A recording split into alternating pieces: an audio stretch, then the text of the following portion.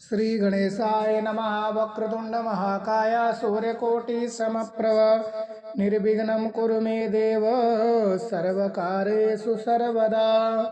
जय श्री हरि। प्रिय भक्तों, आज की वीडियो में रसपान करेंगे महाशिवरात्रि व्रत की प्रामाणिक व पौराणिक कथा। पूर्व काल में चित्रभानु नामक एक शिकारी था। जानवरों की हत्या करके वह अपने परिवार को पालता था। वह एक साहूकार का कर्जदार था, लेकिन उसका ऋण समय पर ना चुका सका। किंतु साहूकार ने शिकारी को शिव मठ में बंदी बना लिया। संयोग से उस दिन शिवरात्रि थी। शिकारी ध्यान मग्न होकर शिव संबंधी धार्मिक बातें सुनता रहा। चतुर्दशी को उसने शिवरात्रि के व्रत की कथा भी सुनी। शाम होते ही साहूकार ने उसे अपने पास बुलाया और ऋण चुकाने के विषय में बात की। शिकारी अगले दिन सारा ऋण लौटा देने का वादा देकर बंधन से छूट गया। अपनी दिनचर्या की भांति वह जंगल में शिकार करने के लिए निकला, लेकिन दिन भर बंदी गृह में रहने के कारण भूख प्यास से व्याकुल था।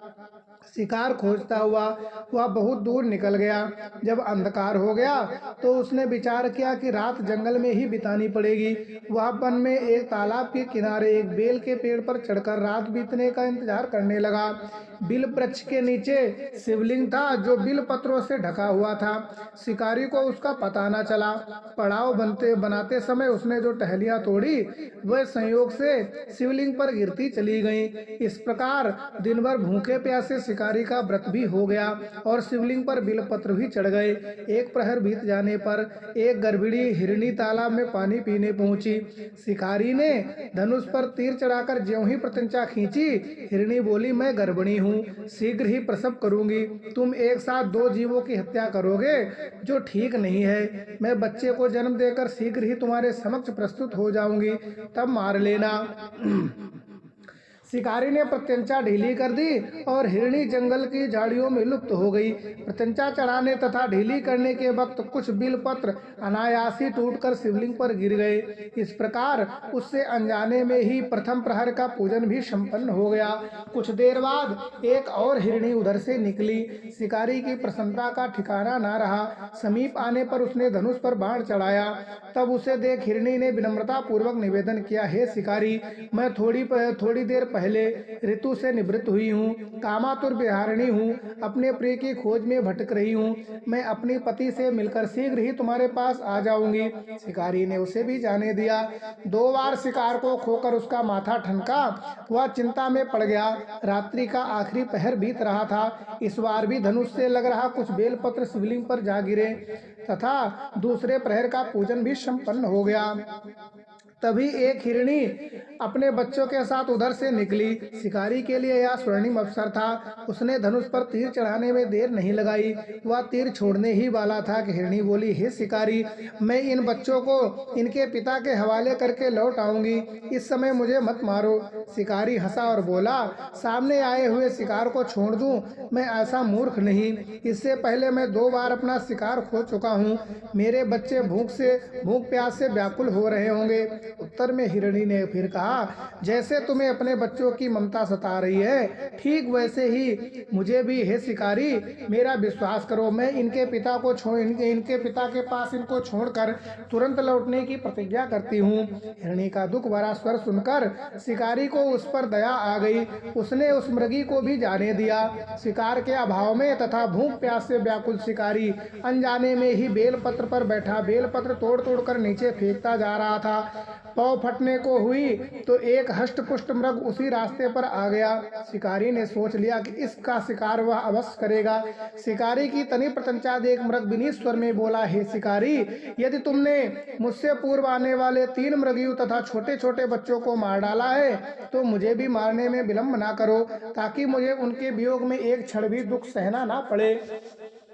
मैं उन हिरणियों का पति हूँ। यदि तुमने उन्हें जीवन दान दिया है तो मुझे भी कुछ क्षण का जीवन दान देने की कृपा करो। मैं उनसे मिलकर तुम्हारे समक्ष उपस्थित हो जाऊंगा।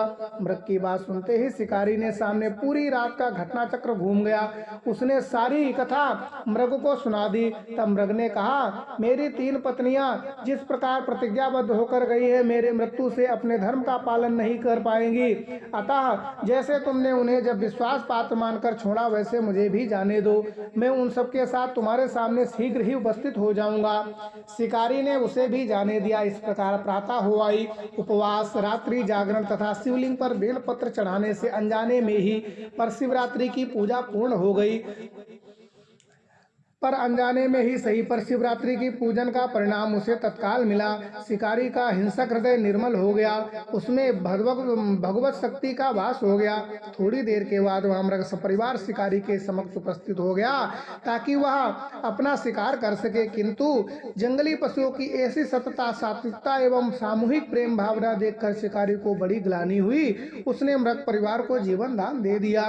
अनजाने में शिवरात्रि के व्रत का पालन करने पर भी शिकारी को मोक्ष की प्राप्ति हुई। जब मृत्यु काल में यमदूत उसके जीव को ले जाने लगे, तब शिवगणों ने उन्हें वापस भेज दिया तथा शिकारी को शिवलोक ले गए। शिव जी की कृपा से अपने उस जन्म में राजा चित्रभानु अपने पिछले जन्म को याद कर पाए तथा महाशिवरात्रि के महत्व को जानकर उसका अगले जन्म में भी पालन कर पाए।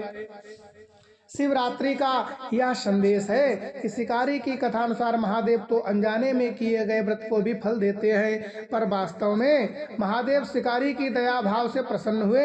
अपने परिवार का कष्ट का ध्यान होते हुए भी शिकारी ने मृग परिवार को जाने दिया।